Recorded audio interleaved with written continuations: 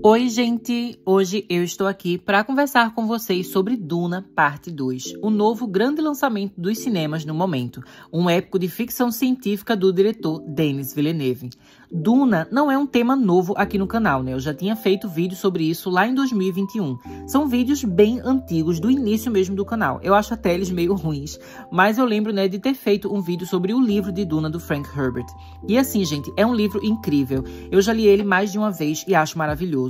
E depois da minha última releitura do livro, né, acabou que o filme parte 1 chegou ao cinema, né? Então eu fui assistir e depois eu fiz um vídeo. No vídeo, eu dizia que eu tinha gostado do filme e que tinha muito potencial, mas que eu tinha achado algumas coisas decepcionantes, né? Especialmente o final, né, que eu tinha achado muito anticlimático. Apesar, né, de que assim, eu entendo que a história ia mesmo ficar incompleta porque ela foi dividida, né? Então eles dividiram um livro só em 2 filmes. Mas eu achei que o momento em que o filme 1 terminou não foi muito bem escolhido, né? E que havia outros momentos do livro que teriam funcionado melhor como uma pausa para essa história, né? Ao invés do momento que o diretor acabou decidindo ali, né, parar o filme 1 pra gente esperar o filme 2. E na época, eu acabei achando que, assim, muito do meu descontentamento com o filme era só por causa disso, era só relacionado a essa questão.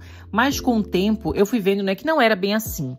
Acontece, né, gente, é que eu não gosto muito, assim, eu não sou muito fã do trabalho do diretor, né, o Denis Villeneuve. Eu simplesmente não gosto muito, né, dos filmes dele. E não é porque ele é um diretor ruim ou um diretor incompetente, nem nada disso, né, mas sim porque, assim, nos últimos anos, eu comecei a entender melhor as minhas próprias sensibilidades artísticas, né, e eu fui percebendo que eu não me identifico com a sensibilidade, a visão e a linguagem artística dele, né, a linguagem audiovisual do diretor, o que é algo, assim, normal, diga-se de passagem, né, e eu acho, né, pertinente, inclusive, lembrar pra vocês, né, que, assim, o meu canal, ele não é um canal de crítica, né, mas um canal, assim, de alguém que aprecia a arte e que quer trabalhar produzindo arte no futuro, né, ou seja, eu mostro aqui muito da minha experiência, né, e a experiência com que eu assisto, ela vai muito além, né, de uma análise, né, crítica, imparcial e objetiva, né, porque essa não é a proposta do canal, e eu acho que a maioria de vocês, né, que já são inscritos faz tempo, já acompanham faz tempo, vocês já sabem bem sobre isso, né, mas então,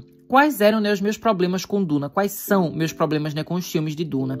Acontece que eu não gosto muito da pegada realista do diretor, né? Eu não gosto da estética dele. Eu acho o design de produção feio, né? Eu acho os cenários sem graça, né? Eu acho que ele usa muito, assim, do minimalismo. Eu não gosto desse minimalismo, sabe? No design das coisas. Então, eu não curto muito, né, os ambientes que a gente vê, a forma como ele faz as naves, né, os castelos, os templos, as coisas. Eu acho toda a estética, né, os figurinos, enfim, eu acho tudo meio sem graça. Eu acho que falta cor, sabe? Eu acho que falta aquela coisa, assim, mais extravagante. Eu gosto de uma coisa que ela é mais criativa, mais extravagante, né, mais, assim, que desafia a gente, sabe? Que é mais bonita, que é mais cheia de ornamentos, sabe? Detalhes e coisas assim. Eu sou uma pessoa meio quase barroca, sabe? Eu gosto de coisa bem exagerada, com muitos detalhes, enfim. E a vibe dele é bem diferente disso, né? Outra coisa também é que eu sinto que os filmes dele, eles normalmente, assim, são muito frios, né? Eles são muito objetivos e eu sinto que falta um pouco de emoção, falta um pouco de sentimento na tela, né? Então, enfim, é uma linguagem que não me agrada. Não é uma linguagem errada ou ruim, mas é uma linguagem com a qual eu não me identifico, né? Mas, assim, eu também acho que esse meu desagrado com a linguagem dele, né, a linguagem cinematográfica dele, não diminui, né, o valor da arte dele pra mim. Porque a gente também não pode se colocar numa bolha e a gente só acompanhar e só apreciar, né, apenas as coisas que são exatamente do jeito que a gente gosta, do jeito que a gente quer, né? É importante também, às vezes, a gente sair dos nossos horizontes, né, e ver coisas diferentes, tentar apreciar filmes que são feitos de formas diferentes, né, além de apenas aquilo, né, que você já tem uma certa ligação, né? Então, somando isso com o fato de que eu amo muito o gênero, né, de ficção científica e também o subgênero, né, de ópera espacial, e que também eu adoro demais o livro original de Duna, eu decidi ir assistir essa sequência, né, de coração e de mente aberta, realmente porque eu queria gostar e eu queria, né, curtir o filme, independente, né, dessas questões que talvez eu não me identifique tanto com o trabalho do diretor, né? Mas então, gente, eu preciso dizer pra vocês, esse segundo filme é muito melhor que o primeiro. Muito melhor mesmo, né? Eu sinto que esse filme aqui, né, em primeiro lugar, ele é mais sensível do que a parte 1. tem muito mais desenvolvimento dos personagens, né? Tem muito mais interação dos personagens e tudo mais. Tem algo aqui, né, que eu sinto assim que esse filme ele soa mais humano, né? Não se trata apenas da beleza da fotografia e aí do escopo e da escala gigantesca, né, das naves e como os efeitos são caros, efeitos especiais, enfim. Isso é algo que a gente já tinha, né? Uma qualidade do filme que a gente já tinha desde a parte 1.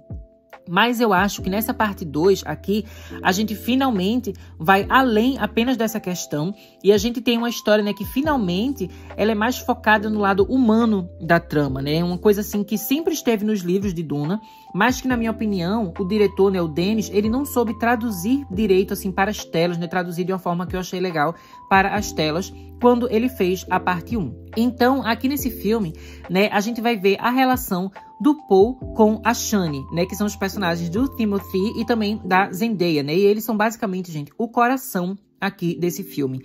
O romance, ele não chega a ser aquela coisa, né, super melodramática, nem nada, né, porque essa não é a proposta de Duna, né, Duna não é uma história de romance, não é uma fantasia ficção com romance, né, o romance ele fica ali bem de segundo plano, mas eu achei, né, que do jeito que foi trabalhado nesse filme foi muito legal porque ajudou a trazer uma certa fragilidade, uma certa delicadeza que acabou me impressionando muito, né? Eu gostei tanto de como esse casal foi trabalhado aqui, que inclusive eu devo dizer que eu achei melhor, né, mais bem trabalhado no filme do que no próprio livro, né? Porque no livro são passagens assim que acontecem muito rápidas e no filme a gente realmente teve um desenvolvimento melhor. E eu acho, né, que apesar desse romance realmente ele não ser o foco da história, eu achei que ele ajudou a gente a entrar um pouco na mente do Paul e entender melhor esse personagem, né? Porque eu sinto assim que nos livros o autor, ele escreve, né, em terceira pessoa, usando um narrador onisciente, né? Então ele sabe tudo o que está acontecendo e o que todos os personagens estão pensando. Então, em vários momentos do livro, ele conta pra gente os pensamentos do Paul, o pensamento da Lady Jessica, o pensamento, né, dos Harkonnen, ele conta o pensamento de todo mundo.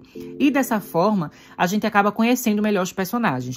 Sendo que a linguagem literária e a linguagem, né, do cinema são completamente diferentes. E eu sentia, né, que no primeiro filme, o Denis ele não tinha encontrado uma forma de traduzir bem, né, a individualidade de cada personagem, os pensamentos de cada personagem para as telas. Então eles acabavam ficando ali muito frios, você não entendia direito quem eles eram. Mas aqui nessa parte 2 eu sinto que por a gente ter mais interação entre os personagens, interações interessantes, né, como no caso desse romance aqui, a gente acaba, né, por meio desses diálogos, dessas interações, desses toques, desses olhares, a gente começa a entender melhor, né, a mente de cada personagem. Então acaba se tornando uma experiência muito mais íntima, né? E em questão, né, gente, assim, falando das alegorias, né, das metáforas e das reflexões que são propostas aqui por essa história, eu também achei que elas estão muito melhor trabalhadas aqui nessa segunda parte, né? Na parte 1, eu achei o filme meio confuso, né? Eu acredito que tem muitas coisas, muitas partes do filme eu ficava pensando, nossa, se eu não tivesse lido o livro antes, eu não ia entender isso aqui no filme, né? Mas a parte 2 não, a parte 2 eu sinto que explica tudo muito melhor, desenvolve muito melhor, especialmente, né, porque eles mostram pra gente, na prática, como essa galáxia funciona, como é a política, né, a religião, as manipulações e as artimanhas de quem está no poder, que é algo que eu sinto que lá na parte 1 ficava muito assim, era tão sutil que se você não tivesse lido o livro, você não ia entender apenas assistindo o filme, né? E sobre isso, né, eu acabo precisando dizer, gente, que eu amei a forma como esse filme aqui explorou as Bene Gesserits, né? No primeiro filme, eu acabei me decepcionando um pouco com a Lady Jessica, né, que é a mãe do Paul, porque ela era a minha personagem favorita do livro e eu achei que ela foi adaptada muito mal, né? Porque muitas cenas do filme ela ficava ali meio que choramingando, assim, chorando, toda meio dramática, assim, toda sensível, que não são necessariamente características ruins para uma personagem ter, mas eu acho que não fazia sentido com quem a Lady Jessica é, com quem ela deveria ser. E, obviamente, algumas pessoas podem falar, não, mas é uma adaptação, o livro não precisa ser fiel, mas eu não acho que é uma questão só de fidelidade, porque essa parte 2 aqui, né, tem muita coisa que eles mudam em relação ao livro, mas isso não me incomodou, né, não fez com que eu gostasse menos aqui desse filme, essas mudanças. Mas eu acho que o que eles fizeram com a Lady Jessica, meio que acabou não mostrando pra gente, né, não adaptando tão bem a importância, né, das Bene Gesserits dentro dessa história, né, então eles não mostram todo o poder dela, a manipulação que ela tem ordem, a frieza, né? E isso finalmente é mostrado aqui nesse filme, né? Porque as Bene Gesserit, gente, elas são basicamente assim, como se fossem as pessoas que estão por trás, assim, de tudo, que elas estão tramando tudo dentro dessa galáxia, né? Desse universo aqui, das histórias de Duna. É como se a política, a religião, as crenças e tudo que acontece em Duna fosse como, assim, um jogo de xadrez. E as Bene Gesserit, elas são as pessoas, né? Elas são as figuras dentro desse universo que elas estão movendo as peças. E eu achei que nesse filme aqui, isso acaba sendo muito melhor trabalhado, muito melhor explicado e muito melhor, né, visto na prática. Então, além da Lady Jessica, a gente também vai ter aqui, né, a Reverenda Madre, a Princesa Irulan, a Lady Fenrir, né, e todas elas estão maravilhosas. Eu amava todas as cenas em que elas estavam envolvidas, né, foi realmente incrível ver aqui o trabalho que foi feito com as Bene Gesserit. E sobre a questão, né, gente, estética do filme, no geral, eu preciso confessar pra vocês, assim, que eu continuo achando o estilo, assim, minimalista do diretor meio sem graça. Mas tem uma exceção que eu preciso muito exaltar, que são as cenas que se passam em Gade Prime, né? Eu acho que é assim que se pronuncia, que é o planeta dos Harkonnen, né? Os antagonistas aqui da história.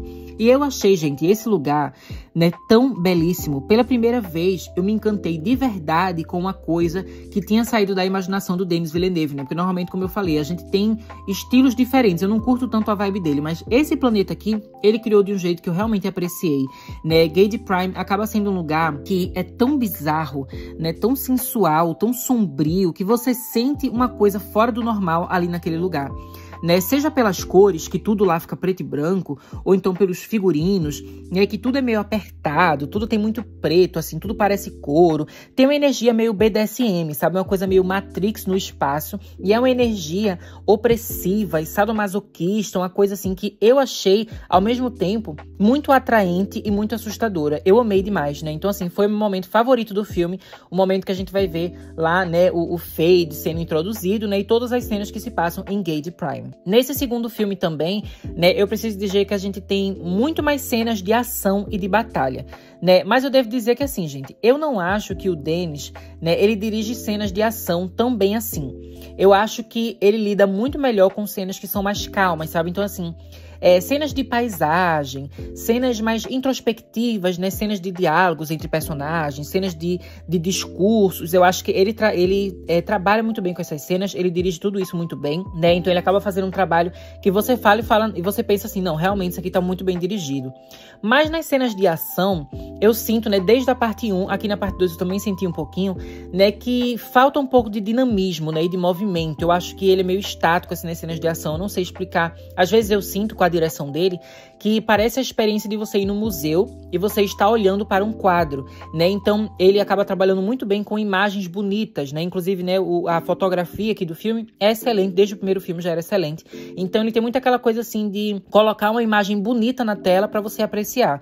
Mas eu acho que para fazer ação precisa ter um certo movimento, um certo dinamismo, né? Que eu acho que trabalhos de outros diretores a gente vê mais, como por exemplo, né, James Cameron, Zack Snyder, Peter Jackson, né? E falando sobre o Peter Jackson, né, que ele é o diretor dos filmes de Senhor dos Anéis, eu vi muita gente comparando, né, o Denis com ele e dizendo que esse filme parece muito aqui o Senhor dos Anéis, o Retorno do Rei, e enfim. Mas eu devo dizer que eu discordo muito, né? O Peter Jackson, ele tem muito mais dinamismo, muito mais movimento nas suas cenas, as batalhas dele são muito mais energéticas, né? Mas apesar disso, né, eu devo dizer que o resultado final de como ficou as cenas de ação aqui nesse filme, eu achei que foi bom o suficiente. Não é perfeito, na minha visão, mas eu acho que já conseguiu trazer uma energia e um ritmo que a parte 1 não tinha. Então já foi bom o suficiente, ele já fez o que era necessário, né? Então esse filme aqui, a parte 2, é bem mais longa do que a parte 1.